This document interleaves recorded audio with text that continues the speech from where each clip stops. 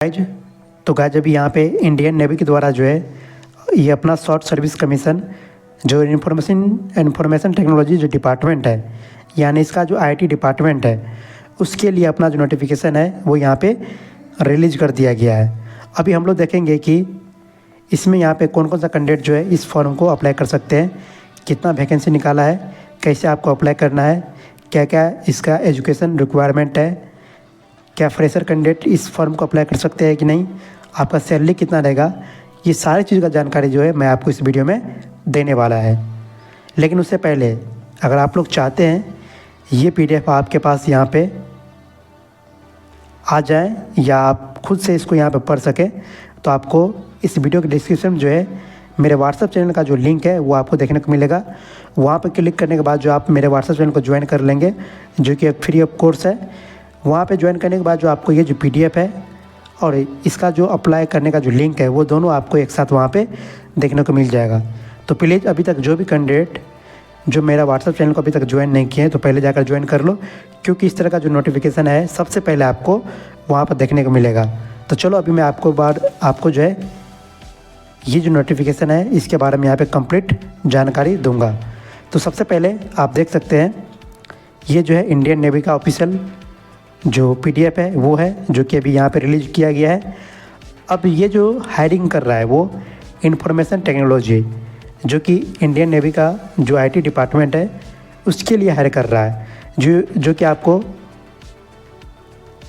Water सेना, air सेना and स्थल सेना जो तीनों इंडियन नेवी का जो डिपार्टमेंट है जो कैडर है उसके लिए आपको हायरिंग कर रहा है। यानी आपका जो पोस्टिंग है इन तीनों जो सेना है का जो फील्ड है इसमें आपको यहाँ पे रहेगा। तो चलो अभी हम लोग यहाँ पे सबसे पहले देखते हैं। तो गाइज आप देख सकते हैं यहाँ पे जो है इसका जो फॉर्म फिलिंग का जो डेट है वो स्टार्ट हो जाएगा 16 मई 2026 को और ये जो है क्लोज होगा आपको 1 जून 2026, यानी आपके पास टोटल 15 डे का टाइम यहाँ पे दिया गया है। अब यहाँ पे देख सकते हैं कि इसका जो है एजुकेशन जो क्वालिफ़िकेशन है वो आपको यहाँ पे मेंशन किया गया है। तो सबसे पहले अभी हम लोग चेक करते हैं। हालांकि ये हायर कर रहा है आपके शॉर्ट सर्विस कमीशन जिसको कि एसएससी भी कहा जाता है, और ये हायर कर रहा है इंफॉर्मेशन टेक्नोलॉजी जो इसका डिपार्टमेंट है उसके लिए। अब यहाँ पे जो एज जो क्राइटेरिया रखा है इन्होंने वो यहाँ पर रखा है जिसका जन्म 1 जनवरी 2002 से लेकर 1 जुलाई 2007 के बीच है, वो सारा जो कैंडिडेट है वो इस फॉर्म को यहाँ पे फिल करने के लिए रेडी है। अगर आपका जन्म इसके बीच में हुआ है तो आप इस फॉर्म को यहाँ पे फिल कर सकते हैं। लेकिन यहाँ पे इसका कुछ एजुकेशन क्वालिफ़िकेशन भी है जिसको आपको फुलफिल करना जरूरी है। तो गाइज यहाँ पे लिखा हुआ है a candidate must have minimum 60% mark in English in class 10th और 12th and one of the under mentioned education qualification with minimum 60% overall qualification mark in either or a combination of the following. यानी इसका कहने का मतलब ये है कि अगर आप 10th और 12th में से किसी में एक में या दोनों में 60% आकर आपका मार्क इंग्लिश में रहना मैंडेटरी है। अगर आप 10th में अगर आपका मार्क 60% है तो भी आप इस फॉर्म को अप्लाई कर सकते हैं, या अगर आपके पास 12th में इंग्लिश में 60% है मार्क तब भी आप फॉर्म को फिल कर सकते हैं, या दोनों में 60% मार्क है तब पर भी आप इस फॉर्म को फिल कर सकते हैं।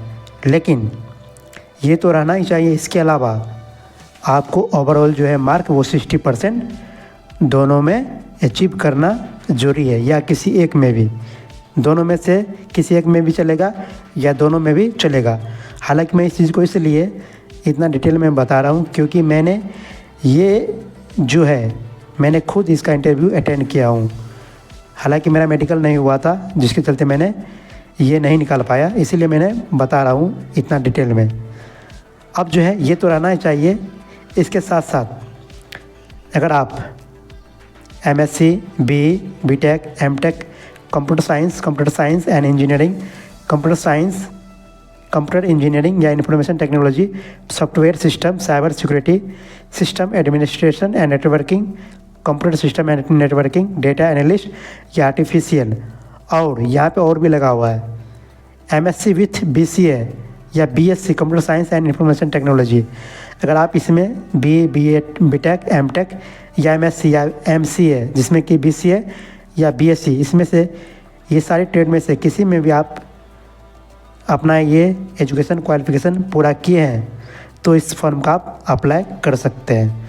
यानी ये दोनों क्वालिफिकेशन आपके पास रहना जरूरी है, तभी जाकर जो है आप इस फॉर्म को फिल कर सकते हैं।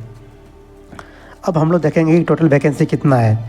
तो गाइस यहाँ पे टोटल जो वैकेंसी वो आपको 15 है और यहाँ पे जो है मेल और फीमेल दोनों कैंडिडेट इसमें अप्लाई कर सकते हैं। और यहाँ पे देख सकते हैं सबमिशन का जो डेट है वो आपको यहाँ पे मेंशन है। तो गाइस आप ध्यान देना, इसके पीछे में अपना जो फॉर्म है उसको फिल कर देना। अब यहाँ पे हम लोग आगे चलते हैं।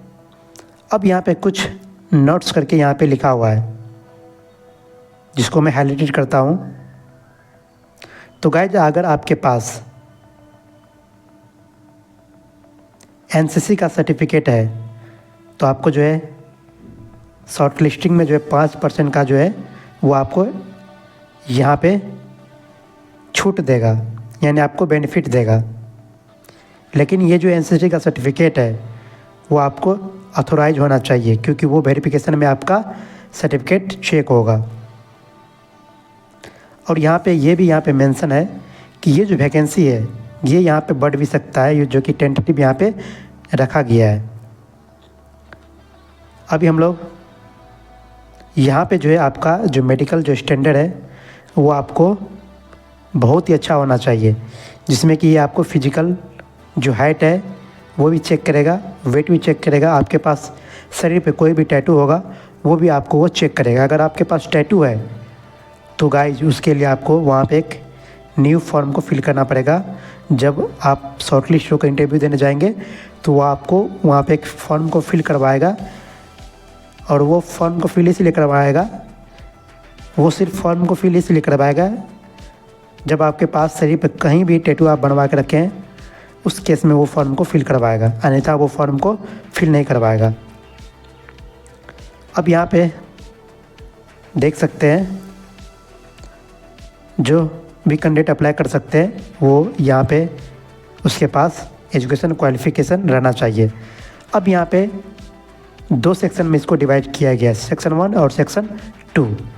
अब सेक्शन 1 में क्या कहता है कि जो भी कैंडिडेट जो बीटेक या एमटेक या बीसीए जो भी क्वालिफिकेशन है, अगर वो फाइनल ईयर यानी वो फाइनल ईयर में है, यानी वो अपना जो ग्रेजुएशन है वो कंप्लीट नहीं किए लेकिन वो फाइनल ईयर में है, अगर वो फाइनल ईयर में वो 60% अचीव कर रहा है मार्क, तो वो यहाँ पे फॉर्म को फिल करने के लिए रेडी है। यानी फ्रेशर भी इस फॉर्म को फिल कर सकते हैं। ये आप यहाँ पे ध्यान से पढ़ लेना। मैं आपको 100% बता दिया हूँ कि ये जो है फाइनल ईयर भी इसको फॉर्म को फिल कर सकते हैं। और यहाँ पे जो कैंडिडेट पास आउट हो चुके हैं वो भी इस फॉर्म को फिल कर सकते हैं। दोनों कैंडिडेट यहाँ पे फिल कर सकते हैं, जो कि यहाँ पे और लिखा हुआ है। अब यहाँ पे सिलेक्शन प्रोसेस क्या है, तो अभी मैं आपको सिलेक्शन प्रोसेस के बारे में बताता हूँ यहाँ पे। हालांकि अच्छा से मैं बताऊँगा यहाँ पे क्योंकि मेरा शॉर्टलिस्ट हुआ था इसमें। और ट्रेनिंग के दौरान जो है वो आपको यहाँ पे जो इसका जो बेसिक सैलरी है जो कि है यहाँ पे 56,100, वो आपको ट्रेनिंग पीरियड के दौरान आपको देगा। और ये ट्रेनिंग जो वो काफ़ी लंबा चलेगा, यानी आपको 2 ईयर तक वो ट्रेनिंग चलेगा।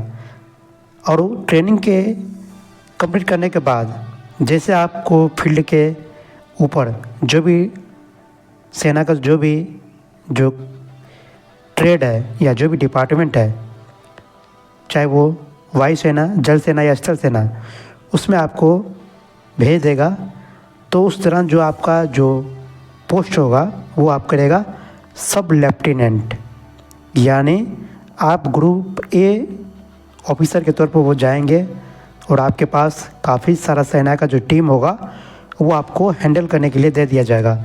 यानी आप उसका एक बॉस कहलाएंगे या आप उस टीम को हैंडल करेंगे। जो वही होता है सब लेफ्टिनेंट, जो कि काफ़ी बड़ा पोस्ट होता है सेना का। तो अभी हम लोग यहाँ पे हम लोग देखेंगे कि जो है ये आपको कितना दिन तक ये आपको जॉब देंगे।